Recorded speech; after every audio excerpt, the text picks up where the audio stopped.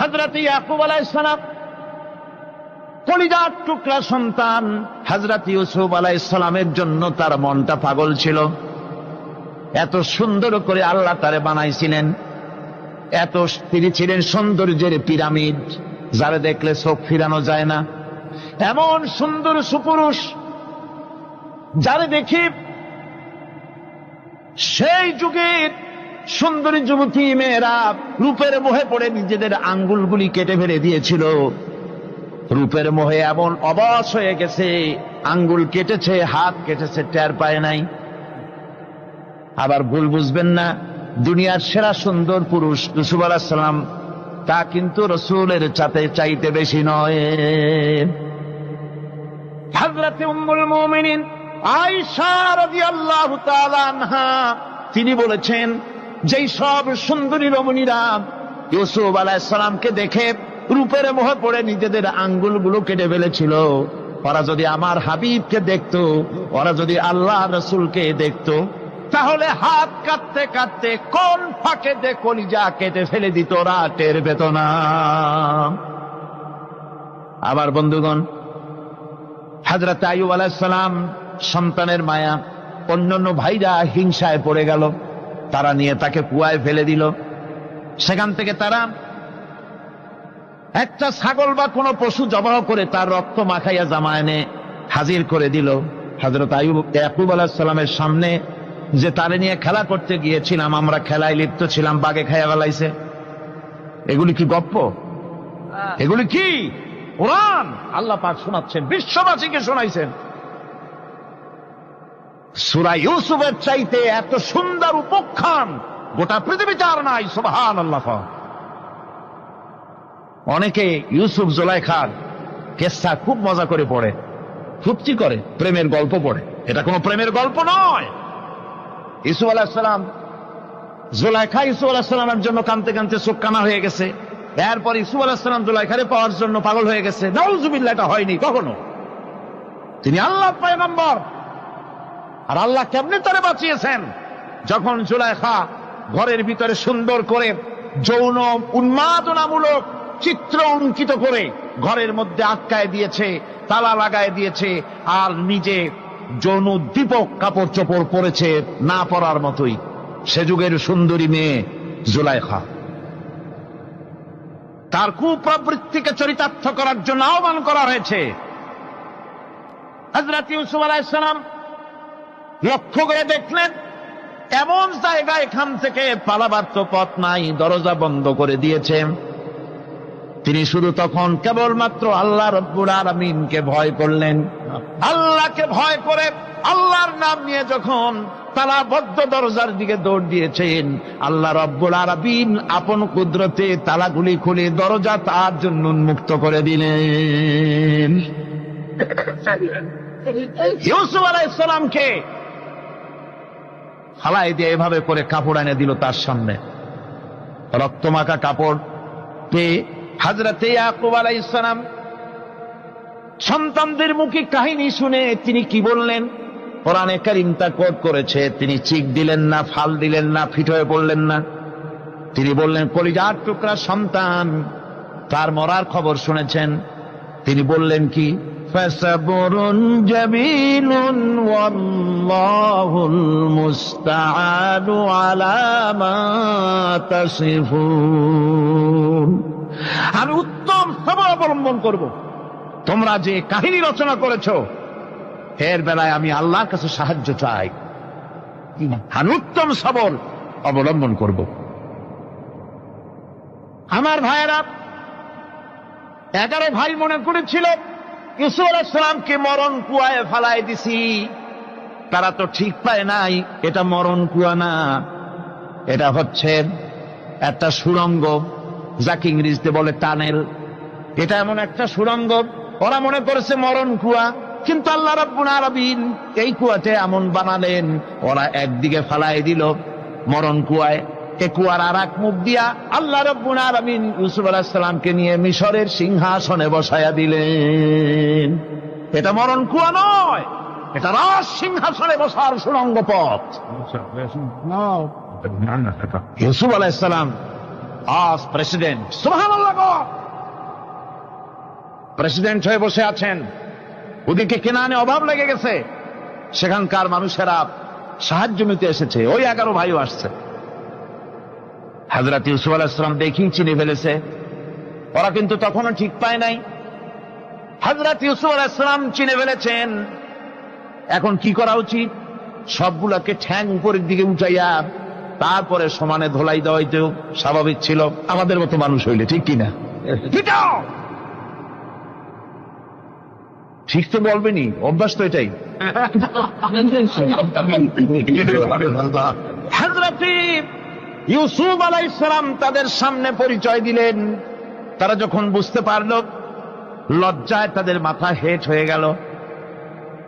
হযরত তার এক তো লজ্জা, আর 2 নম্বরের ভয়, জান নিয়ে কেনানে কেউ ফিরে যাইতে পারবো না। এখন অবস্থা হয়েছে যে জীবনই যায় নাকি এখানে। হযরত ইউসুফ আলাইহিস সালাম ভাইদের এই করুণ দুরবস্থা বুঝতে পারলেন, বুঝে চরম ধৈর্য ধরে তিনি কি বললেন? তিনি বললেন, লা তাসরিবা আলাইকুমুল ইয়াউম। ও ভাইরা, তোমাদের বিরুদ্ধে আমার কোনো পাপ নাই, দুঃখ নাই, বিদ্বেষ নাই, হিংসা নাই, আল্লাহর রাস্তায় মাফ করে দিলাম। আল্লাহু আকবার, সুবহানাল্লাহ। এর নাম পয়গম্বর। এর নাম কি? পয়গম্বর। কিসের লেনিন, কিসের মার্কস? জওয়ানেরা, ভুল পথে মানুষ চলেছিল, আলহামদুলিল্লাহ আল্লাহ এগুলারে ডাস্টবিনে ফালাই দিছে। কারণ আলহামদুলিল্লাহ, আলহামদুলিল্লাহ। পয়গম্বর কারে বলে? কারে বলে পয়গম্বর? কি চরিত্র! রাসূল করিম সাল্লাল্লাহু আলাইহি ওয়াসাল্লাম, তাকে একজন সাহাবী বলছিলেন, হুজুর বলছেন এই কামটা করলা না কেন? সাহাবী বললেন, হুজুর আপনি যদি চোখের ইশারায় বলতেন, মুখ দিয়ে না কইয়া, তাও তো আমি কামটা করে ফেলতাম, আমি তো বুঝি নাই। হুজুর বললেন, চোখের ঠারে ঠারে কাজ করা নবুয়তের শান নয়। আল ওয়াদুহু ওয়াস সারাহা, নবীরা যা করেন তা ডাইরেক্ট, কোনো বক্রতা নাই, স্পষ্ট কথা। আমার ভাইরা, হযরত ইউসুফ আলাইহিস সালাম বিনিয়ামিনকে কাছে নিয়ে পরিচয় দিলেন তার ভাইদের সামনে। কোরআনে কারীম বলছে, ক্বালা আনা ইউসুফ ওয়া হাদা আখি قد من الله علينا إنه من يتقي ويصبر فإن الله لا يضيع أجر المحسنين। আমি ইউসুফ, আর এই হচ্ছে আমার ভাই। আল্লাহ আমাদের উপর ইহসান করেছেন। প্রকৃতপক্ষে যারা আল্লাহকে ভয় করে এবং সবর এখতিয়ার করে, আল্লাহ এভাবে তাদেরকে, তাদের আমলকে নিষ্ফল হতে দেন না। আমার এই জামাটা নিয়ে যাও। হযরত ইয়াকুব আলাইহিস সালাম, কলিজার টুকরা সন্তান ইউসুফ আলাইহিস সালামের বিরহ যন্ত্রণায় ছেলেকে কতদিন দেখে না, কাঁদতে কাঁদতে চোখ দুটো অন্ধ হয়ে গেছে। মিশর থেকে কেনানের দিকে জামা রওনা হয়েছে। কোথায় মিশর, কোথায় কেনান? জামা যখন রওনা হয়ে গেছে, হযরত ইয়াকুব বলতেছেন, আমি যেন আমার ইউসুফের গন্ধ নাকে পেতেছি। জামা চলে এলো, চোখের উপরে রাখলেন, আল্লাহ রাব্বুল আলামিন তাকে চক্ষুষ্মান বানায়া দিলেন। ভাইরা আমার, পয়গম্বরেরা সবর করে গোটা দুনিয়ার মানুষের সামনে দৃষ্টান্ত সেট করেছেন সবর কারে কয়। আমার ভাইরা, হযরত ইব্রাহিম আলাইহিস সালামের কথা আল্লাহ পাক কোরআনে কারিমে বলছেন সবর কারে কয়। দেখো, শেখো সবর কারে কয়। আল্লাহ পাক বললেন, ইব্রাহিম, তোমার বিবি আর তোমার নবজাতক এই সন্তানকে রেখে আসো মক্কা নগরীতে। তিনি চলে গেলেন। সেখানে ঘর নাই, বাড়ি নাই, কিচ্ছু নাই, চতুর্দিকে ধুধু বালু আর মরুভূমি। হযরতে হাজরা বলছেন, ইব্রাহিম, সামান্য পানি আর খাবার দিয়া আমার সন্তান শুদ্ধ এখানে রেখে যেতেছো, আমি কি অপরাধ করেছি? কোনো জবাব নাই। 2 বার 3 বার বলার পরে হাজরা বলছেন, ইব্রাহিম গো, তবে কি আমার আল্লাহর হুকুম মতো আমারে রেখে যাচ্ছ নাকি? হযরত ইব্রাহিম আকাশের দিকে আঙ্গুল উঁচু করলেন। কথা বলবেন, বাক শক্তি বেরোচ্ছে না। 80 বছর বয়সের সময় একটা বাচ্চা আল্লাহ তারে দিছেন। আর এমন বাচ্চা, পয়গম্বরের ছেলে, কি সুন্দর চেহারা, মরুভূমির উপরে ফালাই দিয়ে রওনা হয়ে যাচ্ছেন, মুখ দিয়া কথা সরছে না, আকাশের দিকে দেখালেন। হযরত হাজরা বুঝতে পারলেন। হযরত হাজরা বলেন, ইব্রাহিম, কোনো চিন্তা নাই, নিশ্চিন্ত মনে বাড়ি ফিরে যাও। আমি আমার আল্লাহর উপরে এতটা ভরসা করি, আল্লাহর হুকুমে যদি আমার এখানে রেখে যেয়ে থাকো, আল্লাহ পাক আমাকে আর আমার কলিজার টুকরা ইসমাইলকে পানিতে আর খাবারে মারবেন না, অবশ্যই তিনি ব্যবস্থা করবেন। ব্যবস্থা হয়ে গেল। হযরত ইসমাইল বড় হয়ে গেলেন। আল্লাহ পাক অর্ডার করলেন, জবাহ করো ছেলেকে। হযরত ইব্রাহিম আলাইহিস সালাম যখন জবাহের প্রস্তাব করলেন, হযরত ইসমাইল তা আপত্তি করতেন, বাবাজি, আমার মায়ের আর আমাকে বাচ্চা অবস্থায় ফেলে গেলেন, খাবার দেন নাই, পরার দেন নাই, বছরের পর বছর আমাদের এখানে কাটলো, দেখতেও আসেন নাই, আজ আসছেন জবাহ দিতে, এটা কেমন কথা? কি ধরনের বাপ আপনি? এরকম বলছে নাকি? এরকম বলছে। হযরত ইব্রাহিম আলাইহিস সালাম প্রস্তাবটা কিভাবে পারলেন? আল্লাহ পাক কোরআনে কারিমে দৃষ্টান্ত রেখে দিয়েছেন। আল্লাহ পাক বলছেন, হযরত ইব্রাহিম ছেলেকে বললেন, ইয়া বুনাইয়া, ইয়া বুনাইয়া, হে আমার কলিজার টুকরা লাডলা, হে আমার কলিজার টুকরা সন্তান, ইন্নী আরা ফিল মানাম আন্নী আযবাহুক, আমি স্বপ্নে দেখছি আমি যেন তোমাকে জবাহ করতেছি, ফানজুর মাযা তারা, তোমার রায় কি বলো? আমি তো স্বপ্নে দেখছি যে আমি তোমার জবাহ করতেছি, এখন তোমার রায় কি, তোমার মত কি? হযরত ইসমাঈল আলাইহিস সালাম শুনিয়া দিলেন দৌড়, নাকি? না, হযরত ইসমাঈল আলাইহিস সালাম ধৈর্যের প্রতীক, তিনি কি কথা বললেন? তার মুখের কথা কোরআন শরীফে আল্লাহ পাক উঠায় দিলেন। হযরত ইসমাঈল বললেন, ইয়া আবাতি ফাআল মা তু'মারু সাতাজিদুনি ইনশাআল্লাহু মিনাস সাবিরিন, হে আমার পিতা, আপনি যে ব্যাপারে আদিষ্ট হয়েছেন আপনি তা পালন করুন, অবশ্যই আমাকে ধৈর্যধারীদের মধ্যে পাওয়া যাবেন। সুবহানাল্লাহ। এক বর্ণনা এসেছে, হযরত ইসমাঈল বললেন, আব্বাজান, আমি ধৈর্যধারীদের ভিতরে আমারে পাবেন, তবে জবাহ করার আগে আমার হাত পাটা একটু বেঁধে নেন, কারণ জবাহের যন্ত্রণায় আপনার গায়ে যদি আমার হাত পা লেগে যায় তো বেয়াদবি হয়ে যেতে পারে। আর আমি মরে আমার জবাহ হয়ে যাওয়ার পর আমার রক্ত মাখা জামাটা নিয়া আমার মা হাজেরারে দিবেন, কারণ তাকে মা বলবার মতো আর তো কেউ নাই। হযরত ইব্রাহিম তাকে বাঁধবার জন্য প্রস্তুতি নিলেন। হযরত ইসমাঈল বলছেন, আব্বাজান, বাঁধবেন না, বাঁধার প্রয়োজন নাই। বলে, কেন? একবার বাঁধতে বললে আবার তুমি নিষেধ করছো কেন?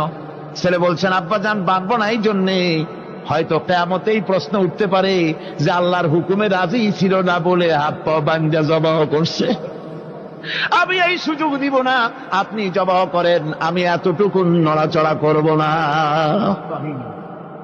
ধৈর্যের চরম প্রতীক হযরতে ইসমাঈল আলাইহিস সালাম দেখাই দিয়েছেন ধৈর্য কারে কয়।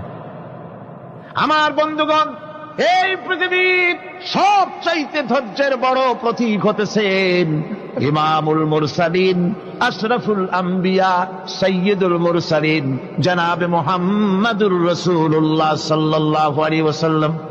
আমার বন্ধুগণ, সবচাইতে বড় ধৈর্যের প্রতীক তিনি। কাউকে একটা গালি দেন নাই জীবনে, কাউকে ঠাট্টা করেন নাই, কাউকে মারেন নাই, কারো মনে দুঃখ দেন নাই। তিনি দুঃখ পেয়েছেন, তিনি কাউকে দুঃখ দেন নাই।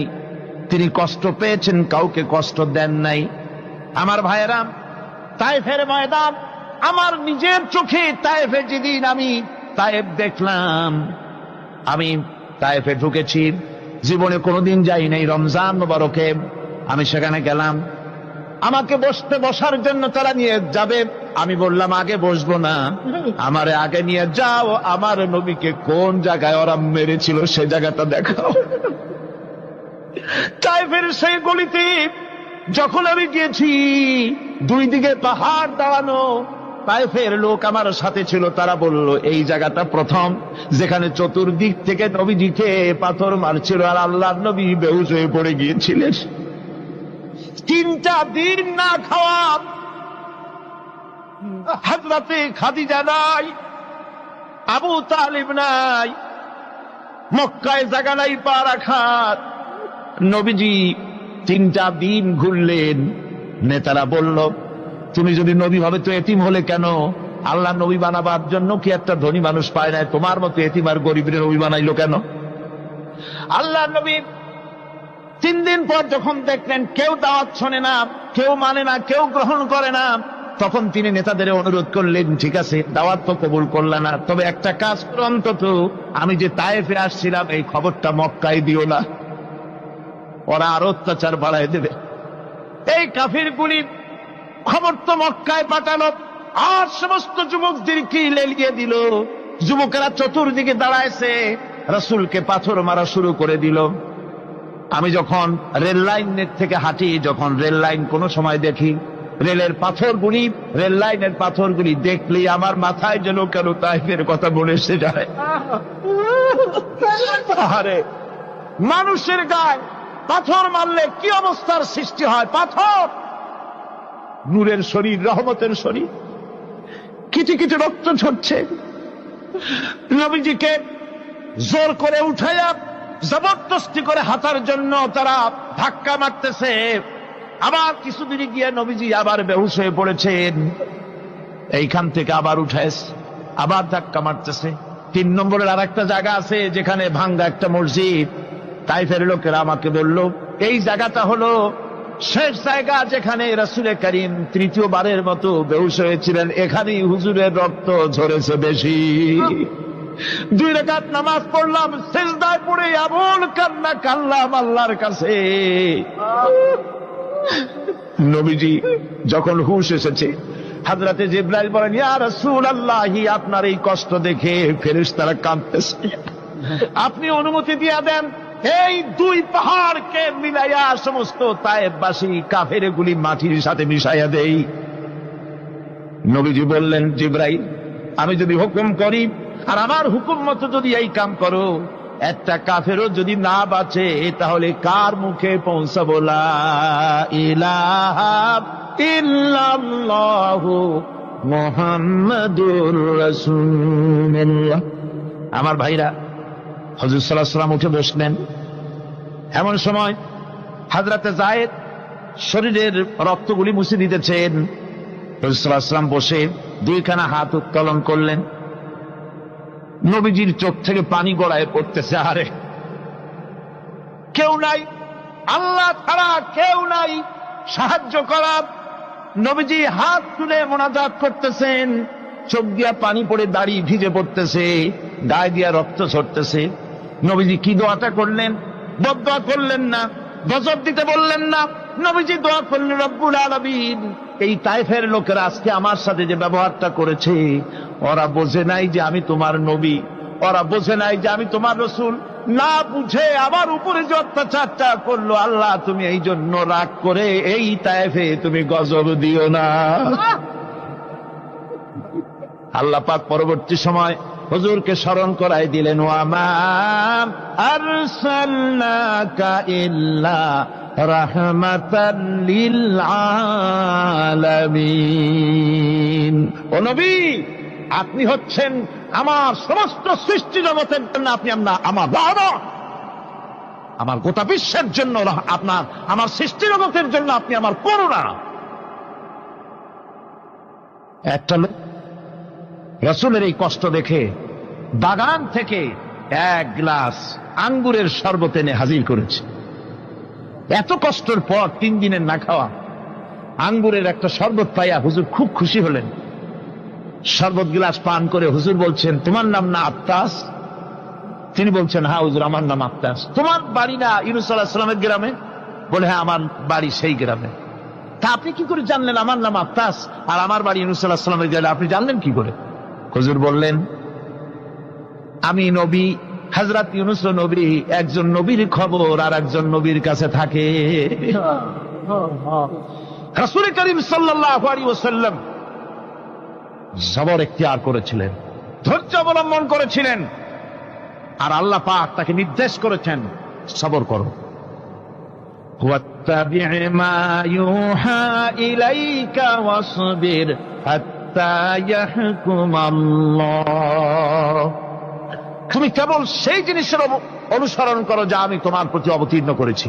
আমি আপনার উপরে যেটা অবতীর্ণ করেছি ওটা অনুসরণ করুন, আর সবর ইখতিয়ার করুন যতক্ষণ না আল্লাহর পক্ষ থেকে চূড়ান্ত ফয়সালা না আসে। ধৈর্য ধরুন, ধৈর্য ধরুন। আমার ভাইরা, কাফেরদের নির্যাতনের মোকাবেলায় আল্লাহ পাক তার হাবিবকে সান্ত্বনা দিয়েছেন। যখন কাফেররা নির্যাতন করতেছে, হারে হযরতে বেলাল নির্যাতিত, হযরতে সুমাইয়া নির্যাতিতা, হযরতে খাব্বাব, হযরতে খুবাইব, হযরতে আম্মার রিদওয়ানুল্লাহ তাআলা আলাইহিম আজমাইন, এত মার হতেছে। হযরতে ওমর হযরতে খাব্বাব রাদিয়াল্লাহু তাআলা আনহুকে খোলা গায়ে দেখে বলছিলেন, খাব্বাব রে, তোমার পিঠে এত গর্ত কেন? এত গর্তওয়ালা পিঠ তো আমি মানুষের দেখি নাই, এত চিকুন কমরওয়ালা মানুষও তো দেখি নাই। তিনি বলেছেন, ওমর তুমি কি ভুলে গেছ? ইসলাম কবুল করার অপরাধী কাফির বেঈমানেরা আগুন জ্বালায়া আংটা আগুনের উপরে আমাকে চিৎ করে শোয়াছে। আমি যেন নড়াচড়া করতে না পারি সেজন্য আমার বুকের উপরে পাথর চাপা দিয়ে রেখেছিল। গায়ের চর্বি আর রক্ত গলে গলে পড়ে আগুন নিবেছে, আর আগুন গোশত পুড়ে যে পিঠের মধ্যে প্রবেশ করেছিল আজও পর্যন্ত পিঠের সেই গর্ত সেরে যায় নাই। এভাবে অত্যাচার হচ্ছিল সাহাবীদের উপর। আল্লাহ রাব্বুল আলামিন তার হাবিবকে সান্ত্বনা দিলেন, ওয়াসবির ওয়ামা সাবরুকা ইল্লা বিল্লাহি ওয়ালা তাহজান আলাইহিম ওয়ালা তাকু ফি যায়কিম মিম্মা ইয়ামকুরুন। হে রাসূল, সবরের সাথে কাজ করতে থাকুন।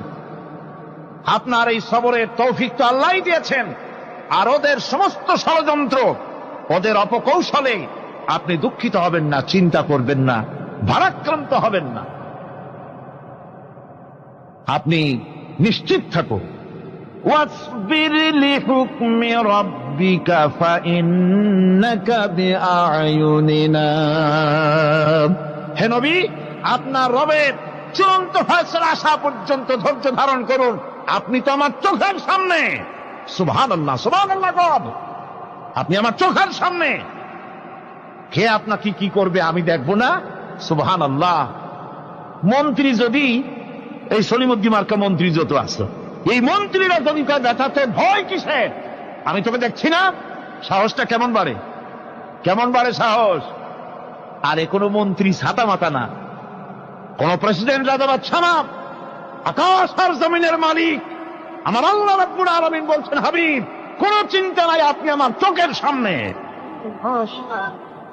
ওরা চায় আপনাকে দুনিয়া থেকে মিটাই দিতে, আর আমি চাই ওয়ারাফানা লাকা যিকরাক, আপনার প্রশংসা তো হবে গোটা বিশ্ব জুড়ে, সর্বত্র ছড়িয়ে যাবে আপনার নাম। সুবহানাল্লাহ বিহামদিহি।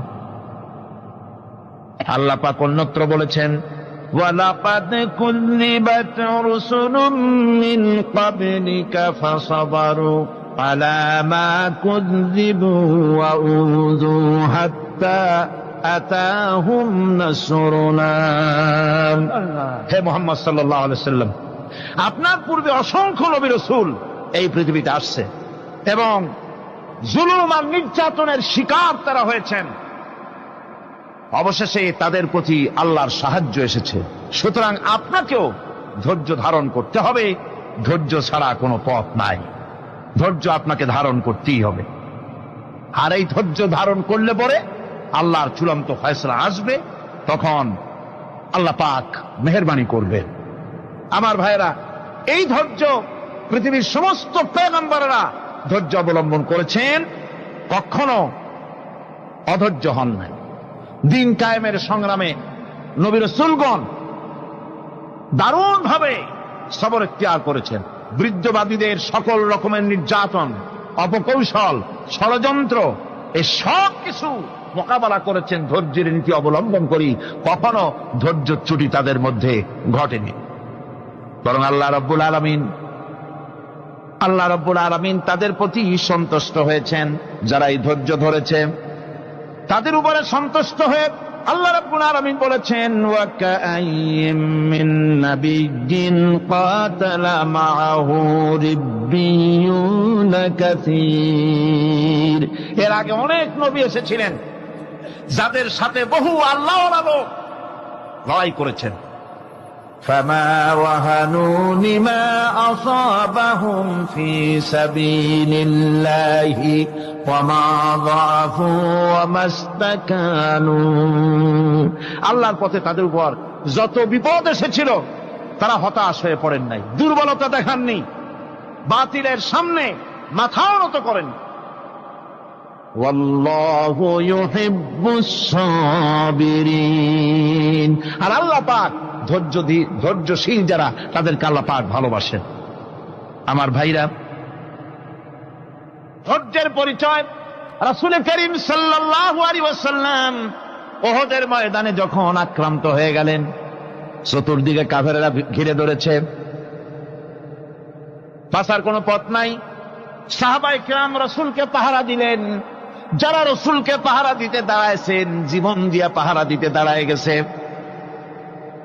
রাসূলের দিকে মুখ দিয়া, পিঠটা বাইরের দিকে দিয়ে রাসূলকে পাহারা দেওয়া শুরু করেছেন।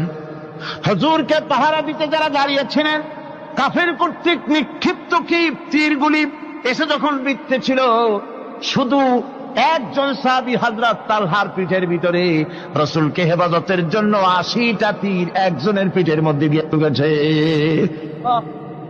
এক অসতর্ক মুহূর্তে নবীজির দান্দান মোবারক শহীদ হয়ে গেল, শিরস্থান ভেঙে গেল, লোহার কড়া প্রবিষ্ট হয়ে গেল কপালের ভিতরে। হুজুর মাথা ঘুরে পড়ে গেলেন। হযরত আবু উবাইদা রাদিয়াল্লাহু তাআলা আনহু হুজুরের মস্তক মোবারককে কোলে করে নিয়ে তারপরে বহু কষ্ট করে মাথা থেকে লোহার কড়া বের করলেন। এবার ওই কড়ার ছিদ্র দিয়া রক্ত আসতেছে, মুখ দিয়া রক্ত পড়তেছে, দাড়ি ভিজে যাচ্ছে। বুখারী শরীফে এসেছে, আল্লাহর নবী দুইখানা হাত নিজের চেহারার উপরে মলে আনে টাটকা রক্ত চোখের সামনে দেখে বলছেন, আহারে, এই কওমের ফালা কি করে হবে, এই কওমের মুক্তি কি করে হবে, এই কওমের নাজাত কি করে হবে, যে কওম তার নবীর চেহারা রক্ত দিয়ে লাল বানাইয়া দিল। নবীজি বললেন, আল্লাহুম্মা গফিরলি কওমি ফাইন্নাহুম লা ইয়ালামুন। আয় আল্লাহ পাক, আমার এই কওম বুঝতে পারে না, ওদেরকে মাফ করে দাও। খবর ছড়িয়ে গেল নবীজি শহীদ হয়ে গিয়েছেন। খবর ছড়িয়ে গেল চতুর্দিকে, মদিনায় খবর ছড়িয়ে গেল। মানুষ পাগলের মতো দৌড়ানো শুরু করে দিল। এক মেয়ে লোক দৌড়াচ্ছে উহুদের দিকে, কয়েকজন সাহাবীর সঙ্গে দেখা। তারা জিজ্ঞেস করলেন, দৌড়াও কেন মহিলা, যাও কই? কয় উহুদের দিকে যেতেছি। কয় যায় তো কোনো লাভ নাই, যেহেতু তোমার যে স্বামী এসেছিলেন জিহাদের ময়দানে তিনি তো শহীদ হয়ে গেছেন। মহিলা বলতেছে, কে শহীদ হয়েছে শুনতে চাই না, আগে বলো নবীজি কেমন আছে। আবার কিছুক্ষণ পর আর কয়েকজনের সঙ্গে দেখা। তারা বলছে, মেয়ে লোক দৌড়াও কই? যাচ্ছি উহুদের দিকে। তারা বলছেন, যে কোনো লাভ নাই, তোমার যে দুইটা কলিজার টুকরা সন্তান উহুদে এসেছিল দুটোই শহীদ হয়ে গেছে। মা বলতেছে, ও সাহাবী, কে শহীদ হয়েছে শুনতে চাই না, তাড়াতাড়ি করে বলো আল্লাহর নবী মুহাম্মদুর রাসূলুল্লাহ সাল্লাল্লাহু আলাইহি ওয়াসাল্লাম কেমন আছেন। দৌড়াতে দৌড়াতে উহুদের মাঠে সাহাবায়ে কেরাম পরিবেষ্টিত।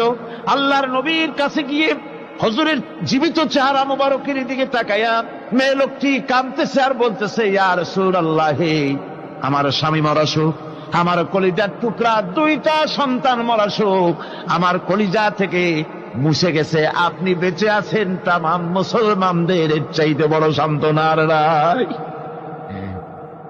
ভাইরা আমার, রাসূল করিম সাল্লাল্লাহু আলাইহি ওয়াসাল্লাম এভাবে করে ধৈর্যের পরিচয় দিয়েছেন।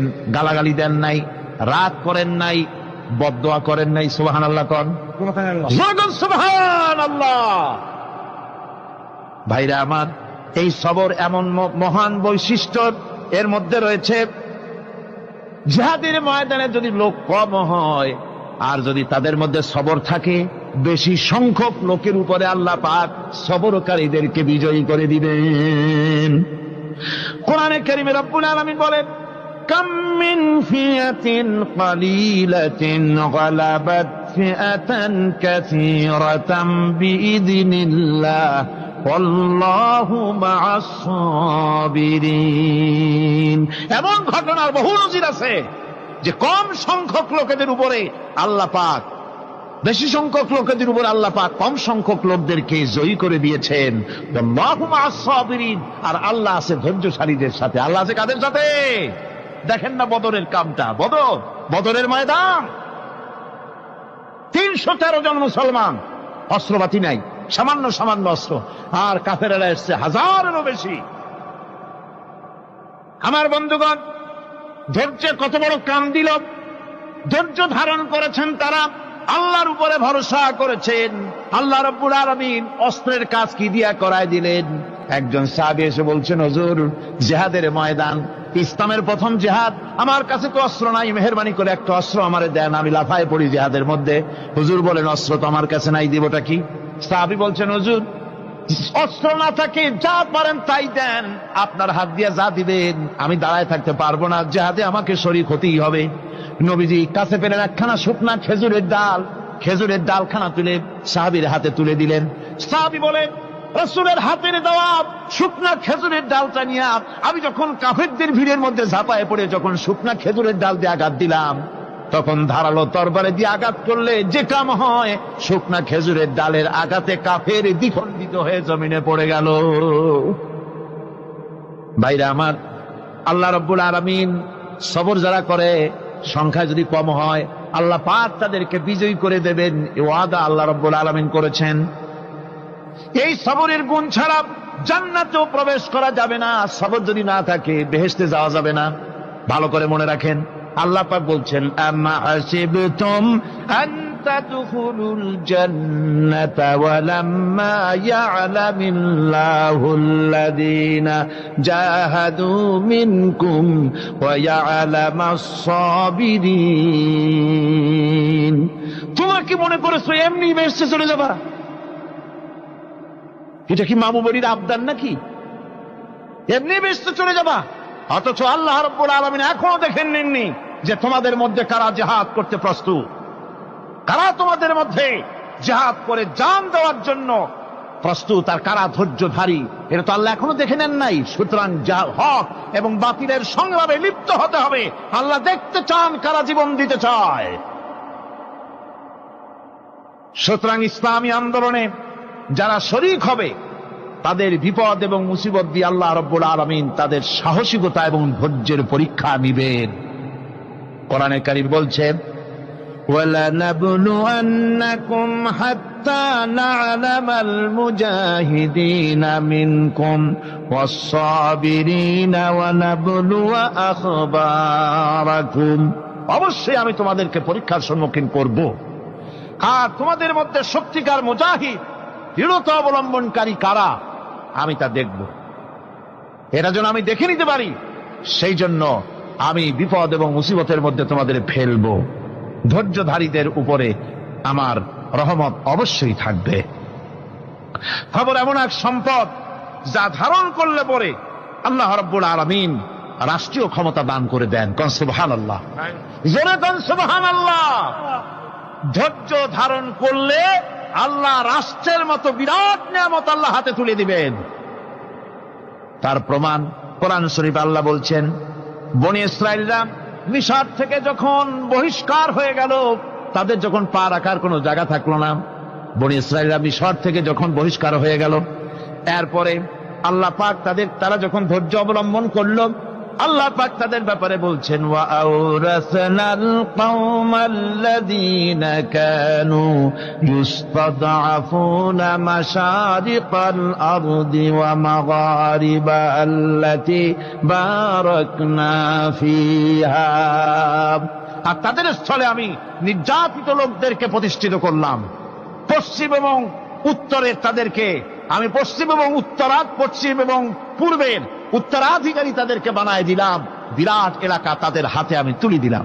ওয়া তাম্মাত কালিমাতু রাব্বিকাল হুসনা আলা বানি ইসরাঈলা বিমা সাবারু।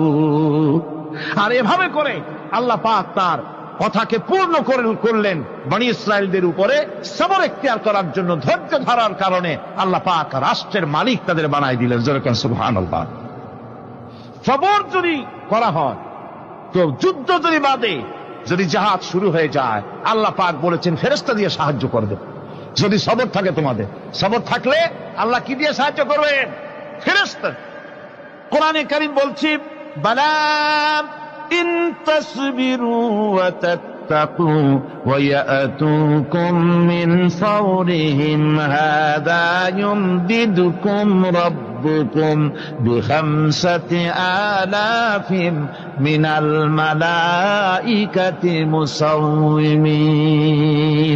হ্যাঁ, তোমরা যদি ধৈর্য অবলম্বন করো আর আল্লাহকে ভয় করে চলো, তাহলে এক্ষুনি আল্লাহ রাব্বুল আলামিন